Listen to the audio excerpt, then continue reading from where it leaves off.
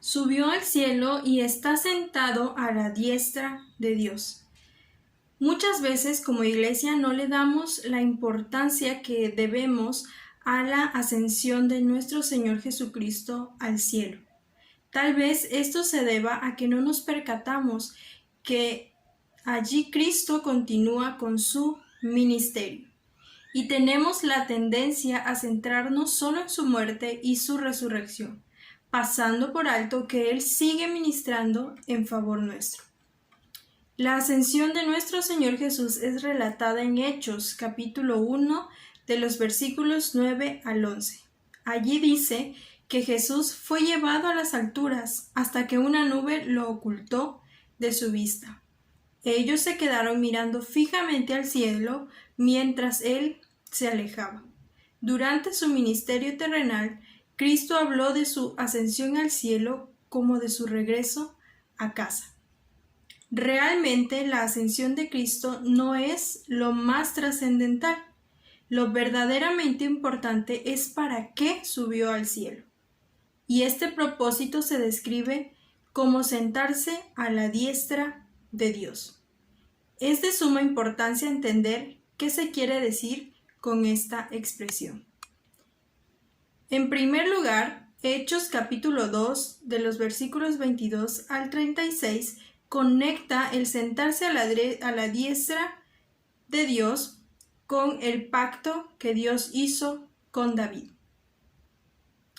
Pedro insiste en que Dios le había prometido a David que alguien de su descendencia se sentaría en el trono davídico. Después dice que David no subió al cielo, sino que profetizó que Cristo lo haría.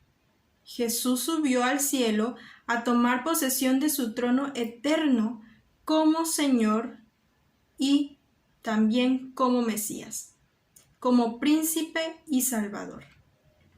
La idea de sentarse a la diestra de Dios significa asumir poder monárquico, que quiere decir que a Cristo se le ha dado poder universal. Tal como Él mismo lo dijo, se me ha dado toda autoridad en el cielo y en la tierra. Esto lo encontramos en Mateo capítulo 28, versículo 18. Pablo expresa la misma idea diciendo que Dios sentó a Cristo a su diestra en las regiones celestiales, muy por encima de todo gobierno y autoridad, poder y dominio, y de cualquier otro nombre que se invoque, no solo en este mundo, sino también en el venidero. Dios sometió todas las cosas al dominio de Cristo. Esto lo podemos leer en Efesios capítulo 1, versículos 20 al 22, y en Hebreos capítulo 1, versículo 3, y Primera de Pedro capítulo 3, versículo 22. En segundo lugar, Cristo es el sacerdote eterno, el cual entró al cielo a sentarse a la diestra de Dios, habiendo ofrecido un sacrificio perfecto. Cristo se sentó a la diestra de Dios y ahora vive siempre para interceder por nosotros.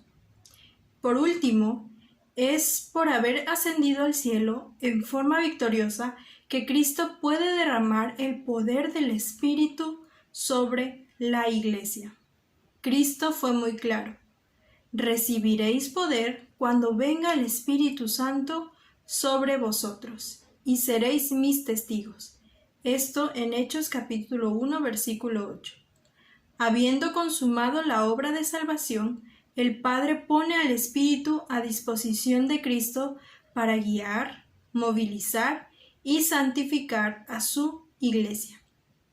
Es en ese sentido que el Cristo exaltado recibe el Espíritu y lo derrama sobre su Iglesia, según Hechos capítulos 2, versículos 1 al 4, capítulo 16, versículos 18 y 33.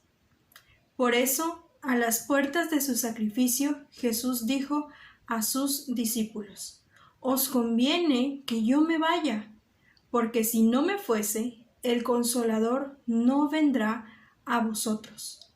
En cambio, si me voy, os lo enviaré, y cuando Él venga, convencerá al mundo de la verdad acerca del pecado, la justicia y el juicio. El Espíritu os guiará a toda verdad. Juan capítulo 16 versículos 7 al 13. Juan afirma que el interior de todo creyente correrán ríos de agua viva, pero esta abundancia de vida solo sería realidad por la obra del Espíritu que vendría una vez que Cristo fuese glorificado. Cristo prometió que no nos dejaría huérfanos, sino que vendría a nosotros. Y esto ocurrió en Pentecostés. Desde aquel día, nuestro Señor Jesús vive entre nosotros por medio de su Espíritu. Continúa el credo y dice, de allí vendrá. Hechos capítulo 3, versículo 21 afirma que, según el plan divino, es necesario que Cristo permanezca en el cielo hasta que llegue el tiempo de la restauración de todas las cosas. Pero llegado ese tiempo, Cristo volverá otra vez. Cuando el credo dice que Jesús vuelve de allí, se refiere al lugar del cual estaba hablando en el contexto anterior inmediato, lo que hablábamos al principio. Subió al cielo y de allí vendrá. Lo más parecido a este de allí se encuentra en el texto que dice: nosotros somos ciudadanos del cielo, de donde anhelamos recibir al Salvador. Filipenses capítulo 3, versículo 20. Otros textos son más explícitos, pues dicen que el Señor descenderá del cielo, en 1 de Tesalonicenses capítulo 4, versículo 16, o que se manifestará desde el cielo, en 2 de Tesalonicenses capítulo 1, versículo 7. No podía ser de otra forma. El Señor subió al cielo a sentarse a la diestra de Dios y desde allí vendrá por segunda vez para traer salvación a quienes lo esperan, según Hebreos capítulo 9, versículo 28. La Biblia también describe su regreso como una venida en gloria. En estos casos, la palabra gloria apunta al prestigio, honor, poder y esplendor visible y luminoso de lo que está conectado con lo divino. Por eso, la gloria se relaciona con el esplendor del poder monárquico. Cristo vuelve personal y públicamente, como Rey divino acompañado por sus huestes celestiales. Hemos visto que la Biblia nos dice de dónde viene Cristo. Viene del cielo. ¿Y en qué calidad viene? Viene como Rey. Pero con la misma precisión, la Escritura nos dice que su venida será sorpresiva. Nadie sabe el día ni la hora. Según Mateo capítulo 24, versículo 36, capítulo 42, versículo 51, y en Marcos capítulo 13, versículo 35, y en 1 Tesalonicenses capítulo 5, versículo 2.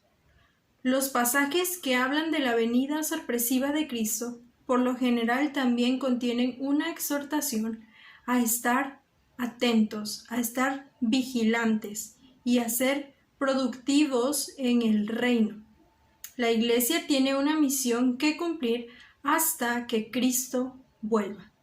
La Iglesia es el cuerpo de Cristo y su deber es continuar el ministerio suyo en la tierra hasta que Él venga por segunda vez. No podemos sentarnos a esperar a aquel día. No debemos estar dormidos, debemos estar despiertos, debemos trabajar como siervos del Rey que vendrá a pedir cuentas. Y sigue nuestro credo y dice: a juzgar a los vivos y a los muertos. Otra vez, el credo muestra cuán bíblica es su confesión al usar las palabras de Pedro, quien testifica que Dios ha nombrado a Jesús como juez de vivos y muertos. Esto en Hechos capítulo 10, versículo 42. Y la misma idea aparece en 2 de Timoteo capítulo 4, versículo 1 y 1 de Pedro capítulo 4, versículo 5. La frase vivos y muertos indica que cuando Cristo venga, Él primero resucitará a los que hayan muerto. De esta manera podrá juzgarlos con aquellos que todavía estén con vida. Cristo vendrá a recompensar a cada ser humano según lo que éste haya hecho. Todos compadecerán ante el tribunal de Cristo. El Señor viene a separar a justos de pecadores. Y los pecadores irán al castigo eterno y los justos a la vida eterna. No confesamos el juicio de Cristo para que por miedo la gente trate de entrar al reino de Dios. Creer significa confiar en el amor de Dios, un amor tan grande que dio a su Hijo unigénito para que nosotros fuésemos salvos. No obstante, al hablar del juicio, el credo nos revela otro atributo de Dios y lo presenta como juez del universo a través de Cristo. El creyente genuino puede hallar gran consuelo en la doctrina del juicio final, pues todo aquel que tiene hambre y sed de justicia en una sociedad llena de atropellos, de abusos y maldad, anhela el día en que Jesús vuelva a traer orden y paz eterna.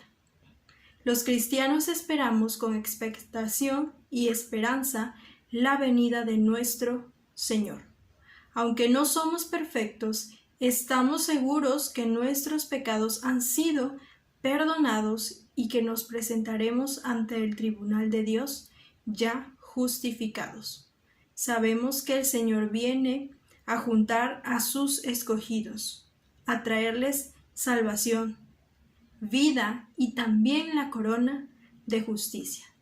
La diferencia entre el destino de los incrédulos y los creyentes es bien clara en 2 de Tesalonicenses capítulo 1 versículos 6 al 10. Con todo, también hay que prevenir de que el Señor viene a condenar a los malos siervos que como hipócritas fingen ser cristianos y a exigir el fruto que se espera de una verdadera vida cristiana. En ese día Él pondrá al descubierto las intenciones de nuestras acciones. Recordemos y tengamos siempre presente, amados hermanos, que nuestro Señor Jesús, en su glorificación, ascendió al cielo, está sentado a la diestra de Dios el Padre Todopoderoso, pero que desde allí vendrá a juzgar a vivos y muertos, y que no sabemos el día ni la hora en que sucederá, y que debemos estar trabajando constantes en su obra. Que el Señor les bendiga, hermanos. Amén.